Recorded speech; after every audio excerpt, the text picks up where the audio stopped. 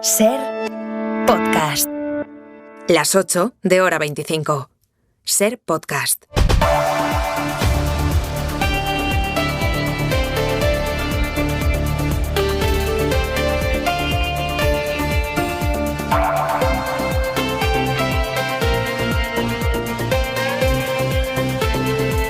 ¿Qué tal? Muy buenas tardes. Es el último giro en el caso Rubiales. Es un revés al criterio que defendía el Gobierno y el Consejo Superior de Deportes. El Tribunal Administrativo del Deporte, el TAD, no cree, como cree el Gobierno, que la falta cometida por Rubiales fuera muy grave, sino grave. Y la distinción es muy relevante porque cambia y bastante el escenario. Entonces, Meana, buenas tardes. Hola, ¿qué tal, Pedro? Buenas tardes. Es muy importante la diferencia porque el CSD no puede suspender sine die a Luis Rubiales. Si hubiera sido muy grave, sí. Al ser grave, no. Después de una semana de estudio, el TAD considera que es una infracción grave y ahora mismo la pelota está en el tejado del TAD. Ha hablado el Gobierno, que se lleva un palo duro con esta resolución del TAD.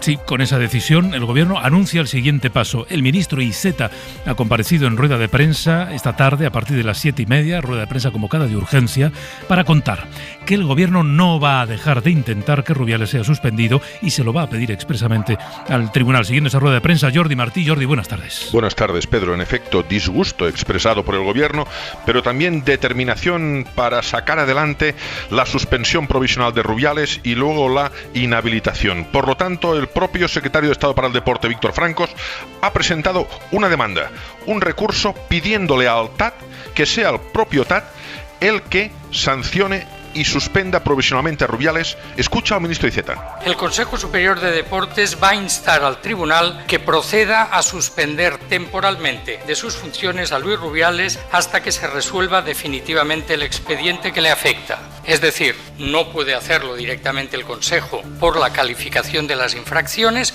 pero sí puede hacerlo en aplicación de la ley el propio Tribunal Administrativo del Deporte. Y en esa demanda, ese recurso que busca que sea el propio TAD el que suspenda a Rubiales, dos infracciones muy graves. La ya conocida, abuso de autoridad por un beso no consentido. Y la segunda, la grave lesión de la imagen de España de nuestro fútbol, dice Iceta. Debo manifestar que el criterio del Consejo Superior de Deportes y del Gobierno de España sigue siendo que las actuaciones del presidente de la Real Federación Española de Fútbol merecen el calificativo de muy graves.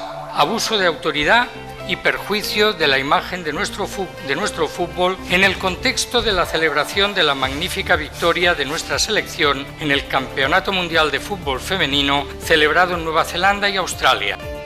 El ministro Iceta, de hecho, ha destacado palabras de la protagonista de este Mundial Femenino, Aitana Bonmatí, que dijo que como sociedad no podemos permitirnos abusos de autoridad en la relación laboral ni faltas de respeto. Palabras que ha hecho suyas Iceta, que acabó con un "se acabó". Gracias, Jordi. Ya ha comparecido en rueda de prensa el seleccionador Luis de la Fuente, uno de los que aplaudía hace justo una semana a Luis Rubiales en esa intervención machista y despectiva. Dice hoy de la Fuente que no se reconoce en lo que hizo. Yo no justifico nada, es injustificable. Lo que trato de exponer, de explicar, es el contexto en el que se produce. Y la situación, yo lo viví desde desbordado. No supe estar a la altura y no pude controlar esas emociones. Y en ese contexto, cuando uno luego ya posteriormente reflexiona, sale, se ve en las cámaras, no me reconozco. A las 8:30 y Deportes en hora 25, este asunto será el asunto central, pero hay más vida más allá del caso Rubiales. Jesús Gallego, buenas tardes. Buenas tardes, baloncesto. La selección española ha perdido en el Campeonato del Mundo ante Letonia por 69-74. Con esta derrota, los de Escariolo se ven obligados a ganar el domingo a Canadá para clasificarse a los cuartos de final. Y ha empezado la cuarta jornada de fútbol en Primera División, un partido en juego en la primera mitad. Cádiz 2, Villarreal 1. A las 10 se juega el Almería-Celta. Enseguida les vamos a contar la noticia política del viernes, que en eso también hay novedad relevante. El Partido Popular de Murcia cede. López Miras se pliega y acepta gobernar con Vox. Le ofrece 2 consejerías, una de ellas con rango de vicepresidencia, pero Vox quiere más. Bueno, a ver en qué queda la negociación. Antes de hablar de la política, hoy solo había que poner la palabra Dana en el buscador de teletipos esta tarde y empezar a leer. Por ejemplo, Cuenca y Tarancón suspenden actividades, la Confederación del Júcar activa protocolos de avenidas, Toledo cierra parques, Palma refuerza efectivos, en fin, se viene un fin de semana que puede resultar comprometido si se cumplen las previsiones más extremas. Jordi Carbó. Jordi, muy buenas tardes. Buenas tardes. Si te parece, Jordi, vamos a trocear hoy el pronóstico porque nos va a ayudar a entender lo que puede pasar. Lo más inmediato, desde esta hora, cuando la amenaza de la Dana empieza a ser ya más evidente. Pues venga, de hecho la Dana todavía no se ha formado, ahora tenemos una vaguada, para que lo entendáis. Cuando viene un anticiclón es una dorsal anticiclónica, cuando viene una borrasca es una forma inversa de borrasca, es la vaguada. Pues bien, esto es lo que está provocando ahora algunas tormentas, sobre todo en Navarra, también al sur de Aragón, empieza alguna también al sur de Madrid, estas no las esperamos todavía, pero bueno, se están formando, al igual que en la mitad este de Castilla y León. Esta situación va a ir a más hasta mañana al mediodía aproximadamente y va a ir dando chubascos, de momento aislados, no generalizados, y alguna tormenta ya podría descargar con intensidad, insistimos, en cualquier punto del país, pero con ese matiz que de momento no serán generalizados. Segunda parte, la fundamental, la que anuncia precipitaciones más abundantes a partir del mediodía de mañana. Es cuando esta vaguada se va a retorcer tanto que acabará aislándose, y eso será la Dana, la depresión aislada en niveles altos, junto con un aporte de aire cálido y húmedo del Mediterráneo. Va a ser la combinación perfecta, pues para que se confirme lo que venimos diciendo, ¿no? Que a partir de mañana, sobre todo a medida que se acerque la noche y hasta el mediodía del lunes, pues vamos a ver tormentas con marcada severidad, de carácter violento, con granizo en algunos casos de gran tamaño, también fuertes rachas de viento y sobre todo la lluvia torrencial, y es eso lo que puede crear más problemas, porque se insiste en varios puntos, no ha variado demasiado los pronósticos en esto, sobre todo en Madrid, sur de Castilla y León, en Castilla-La Mancha, también en la vertiente sur de los Pirineos y en el Mediterráneo, desde Cádiz hasta Tarragona, incluso en algunos momentos Barcelona. Es aquí donde se pueden producir acumulaciones de 100 a 200 litros por metro cuadrado en todo el episodio. Gracias, Jordi. Hasta luego. Adiós. Que nos queríamos perder este último día de la temporada de verano. Es la noticia política del viernes, es la primera noticia política relevante de este mes de septiembre que hemos estrenado hoy. López Miras, el líder del PP de la Comunidad de Murcia, de la región de Murcia, el presidente en funciones de esa comunidad, cede y acepta meter en su gobierno a Vox, justo lo que había dicho de manera insistente hasta ahora que no haría, que no era necesario hacer porque los votantes habían hablado con claridad. Bueno, pues uno más, el que se estaba resistiendo con más intensidad, finalmente también gobernará en coalición con Vox, si es que finalmente se llega a un acuerdo. De momento lo que ha hecho el PP es un ofrecimiento a la ultraderecha. Murcia, Maica Sánchez, buenas tardes. Buenas tardes, así es. En concreto ha ofrecido a Vox 2 consejerías, la de Fomento y la de Seguridad, Interior y Emergencias, esta última con rango de vicepresidencia. Con esta oferta, López Miras pretende garantizar su investidura, acabar con el bloqueo que supone tener un gobierno regional 3 meses ya en funciones y, sobre todo, evitar una repetición electoral. Tendrá que darse prisa en llegar a un acuerdo porque si no tenemos un presidente investido, el próximo jueves 7 de septiembre, automáticamente la Asamblea Regional está obligada a convocar elecciones autonómicas el 25 de octubre. De momento ya está la oferta de López Miras, pero no coincide con las aspiraciones de Vox. Su presidente aquí en la región de Murcia, José Ángel Antelo, ha publicado esta tarde en redes sociales que aspiran a tener 3 consejerías en el gobierno murciano y no 2, incluyendo la de Agricultura, que López Miras no ha puesto sobre la mesa. El acuerdo, como vemos, no va a ser fácil, no solo por la diferencia entre la oferta y la demanda, hay más flecos y uno de ellos no es pequeño, es el Mar Menor. Una de las promesas electorales de Vox, que niega la responsabilidad de la agricultura en la degradación de la laguna, es derogar la Ley Autonómica de Protección y Recuperación del Mar Menor, una línea roja para López Miras, que siempre ha defendido que no tocará esa ley. Bueno, en este caso hay que reconocer que Vox va ganando. Bueno, como ganó en Extremadura, como ganó en la Comunidad Valenciana. Va ganando en esa negociación en la que el PP se resiste y acaba aceptando la entrada de Vox. Parece que va a ocurrir en Murcia. Digo parece porque de momento lo que hay es ese ofrecimiento del PP a Vox. Es un bueno, vale, venga, acepto gobernar contigo y te ofrezco estas 2 consejerías. El PP, el partido, acabó torciendo el brazo de la presidenta de Extremadura. Ya saben que ella no quería, pero finalmente gobierna con Vox. Ella también se negaba a meter a la ultraderecha en su gobierno. Ella también comprometió su palabra, entre otros lugares aquí, en la radio, en la SER, en el Hoy por Hoy, diciendo que jamás gobernaría con Vox. Bueno, ahora es Murcia la que sigue los pasos, porque el contexto ha terminado por marcarle también la estrategia de López Miras. Mariela Rubio. Así es, en Génova se esfuerzan por enmarcar el movimiento exclusivamente en el ámbito de la región de Murcia y hablan de respeto absoluto a las decisiones de López Miras. Pero como dices, el contexto nacional ha sido clave para aceptar ahora la entrada de Vox en el gobierno murciano, algo a lo que en Génova se resistían hasta hace pocas semanas. Sin embargo, nadie en la dirección nacional considera estratégico ahora mantener un pulso abierto con Vox a un mes de que Feijóo se presente a la investidura. Y es que las negociaciones fallidas para la mesa del Congreso Pedro, donde el PP, recordamos, no dio puestos a Vox y los de Abascal no votaron por la candidata popular, hicieron saltar las alarmas hasta el punto de que nadie en la dirección nacional quiere arriesgarse a que el fracaso se repita. Una cosa es ir a una investidura fallida y otra que el PP se quede solo, dice un destacado miembro de la dirección nacional. Hoy Sumar le ha enviado una carta al PP para decirle que no será Yolanda Díaz la que se vea con Feijóo, que como mucho será su portavoz parlamentaria, pero antes el PP debería comprometerse a retirar los recursos contra la reforma laboral y la ley trans. Es decir, traduciendo, el PP no se verá con Sumar. ¿Y qué pasa cuando llevas a Vox a las instituciones y les das, por ejemplo, la presidencia de las Cortes Valencianas? Pues que te expones a que se repita una y otra vez la imagen de la vergüenza. Y ha ocurrido hoy.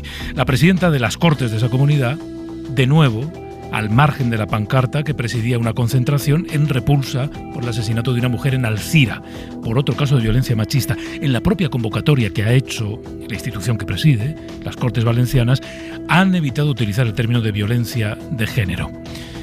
La presidenta de las Cortes Valencianas está ahí en virtud de ese acuerdo entre el Partido Popular y Vox. El Partido Popular, que recuerden, una de las cosas que propuso en ese documento que presentó a Pedro Sánchez es un pacto, gran pacto de Estado de regeneración democrática. Volvemos hasta Valencia y Pardo. A las puertas del Parlamento valenciano se ha desplegado una pancarta en la que se leía Les Corts contra la violencia machista, pero solo los diputados y diputadas del PP, del PSOE y de Compromís estaban detrás. Los de Vox apartados. La primera, la misma presidenta del Parlamento, Llanos Massó. Las explicaciones de este lamentable hecho las ha dado el vicepresidente primero del Consell, Vicente Barrera, también de Vox, evitando como podía el término violencia machista. Todo el Consell condena enérgicamente el execrable crimen que se ha cometido contra crimen y estamos al lado de todas las víctimas que producen o que son víctimas de todas las personas que son víctimas de la violencia. Desde la oposición, Compromís ha propuesto ya la reprobación de la presidenta del Corts, Llanos Massó, por no ponerse detrás de esa pancarta de condena a la violencia machista, y la síndica de los socialistas, Rebeca Torró, exige que se ponga luz en el asesinato contra las mujeres. Es que hay que posar llum. Hay que poner luz a los asesinatos porque nos matan por ser mujeres. Perquè efectivament ens maten per ser dones. Los populares socios de gobierno de Vox aseguran que ellos siempre estarán del lado de las mujeres y siempre se han colocado, como han hecho hoy, detrás de la pancarta. Ya ayer les recordábamos que este verano han muerto asesinadas 15 mujeres, 15 solo en verano. Los expertos alertan del impacto que puede estar teniendo el discurso negacionista, que acaba siendo gasolina para los maltratadores. Aleda Molina. Este verano está siendo nefasto para la lucha contra la violencia machista. 15 mujeres han sido asesinadas en los meses de julio y agosto, la peor cifra desde el año 2018. Solo 2 habían denunciado. En lo que va de año, las víctimas mortales ya ascienden a 40, así que prácticamente la mitad de los crímenes se han producido en verano si sumamos los 4 asesinatos del mes de junio. Los expertos recuerdan que las épocas de vacaciones son especialmente peligrosas para las víctimas, por la mayor convivencia, porque hay contactos y se tienen hijos para el relevo de las vacaciones y porque son meses de separaciones y divorcios. La presidenta de la Fundación Mujeres, Yolanda Besteiro, cree además que en esta ocasión también puede haber influido el discurso político negacionista de la violencia de género. Desgraciadamente va calando en los propios agresores, que se sienten más impunes, se sienten más fuertes, se sienten más legitimados, y por otra parte las víctimas, a la hora de denunciar o de pedir ayuda, ellas también minusvaloran el riesgo que corren, generar también desconfianza en las instituciones. Además de las 40 mujeres asesinadas, también hay un menor víctima mortal de la violencia de género. Este 2023, 45 65 se han quedado huérfanos. Y en la SER les estamos contando hoy la precariedad con la que trabajan los equipos policiales encargados de proteger a las víctimas incluidas en el sistema Biogen. Son los casos más graves cuando el riesgo para las mujeres es extremo. Pues bien, ahora mismo, por ejemplo, hay un agente de la Guardia Civil para atender, proteger, seguir el caso de 60 mujeres. Un agente por cada 60 mujeres amenazadas. Javier Bañuelos. Sí, la Guardia Civil tiene equipos Biogen, los tiene, pero los que hay no son suficientes para garantizar una vigilancia eficaz. Ese es al menos el aviso que lanza el agente Daniel Fernández de la Asociación Independientes de la Guardia Civil. Actualmente existe una media de un componente para cada 60 víctimas. ¿Esto qué quiere decir? Pues que cada 60 víctimas que están en riesgo extremo por la peligrosidad de que puedan ser asesinadas, únicamente existe un agente encargado de su custodia. Según el último dato oficial del Ministerio del Interior, la Guardia Civil tiene 215 unidades EMUME. Son los equipos de protección a la mujer y menores, a los que se suman otros 233 equipos Biogen, donde hay 640 guardias civiles centrados únicamente en el seguimiento y control de las mujeres maltratadas. Pero según alertan los propios guardias que pertenecen a estos equipos, les faltan manos. Prueba de ello, nos dicen, es que de media hay 6 agentes Biogen para cubrir, por ejemplo, toda una provincia. Por eso reclaman más personal y mejor preparado para poder revertir esta situación. A las 8:17, 7:17 en Canarias, tenemos un asunto más de última hora relacionado con el asunto, con el tema, con el escándalo que ha terminado por convertirse en un escándalo mundial. Hablamos del caso Rubiales. Ya saben, pongo en contexto, por si usted se incorpora ahora aquí a la radio. El Tribunal Administrativo del Deporte ha abierto un expediente a Luis Rubiales por falta grave y no muy grave, como pedía el Consejo Superior de Deportes. Eso limita la capacidad del CSD para suspenderle en el cargo, no puede hacerlo, pero el Gobierno va a pedir expresamente a ese tribunal que sea él quien apruebe esa suspensión. Bueno, ¿cuál es la novedad? Está por aquí de nuevo Antonio. Pues que ha hablado Luis Rubiales. Es un poco extraña la novedad. Se ha abierto una cuenta de Twitter el expresidente o el presidente de la Federación Española suspendido. Tenía una cuando era presidente, ahora tiene una nueva. No la conocíamos y se ha colgado un comunicado. Los medios de comunicación más afines a Rubiales se han hecho eco pronto de ese comunicado. Lo estamos leyendo y hace referencia a que el TAD no califica como muy grave y por tanto, dice Rubiales, no se podrá aplicar una suspensión provisional por la comisión directiva del CSD. Me preocupa, leo literalmente, que algunos de quienes deben proclamar y contribuir a garantizar la separación de poderes en nuestro país se empeñen en tomar parte y presionar en mi contra, en lugar de dejar que la justicia actúe con todas las garantías manteniéndose al margen, y quieren lanzar un mensaje a todas las personas de bien de nuestro país y más allá de nuestras fronteras, incluidas aquellas mujeres que hayan sido agredidas realmente y que tienen todo mi apoyo y comprensión. Esto no va de géneros, va de verdad, dice Rubiales. En nombre del feminismo no se debe tratar de hundir a un hombre ni a una mujer sin un juicio justo. Palabra de Luis Manuel Rubiales Béjar, primer comunicado del presidente suspendido de la Federación Española de Fútbol. Que es largo, por lo sí, que es veo, larguísimo. Son 2 páginas, bueno, sí, en fin, ahí lo tienes, ¿no? Es muy largo. Y que, por cierto, sigue defendiendo la versión de que fue consentido.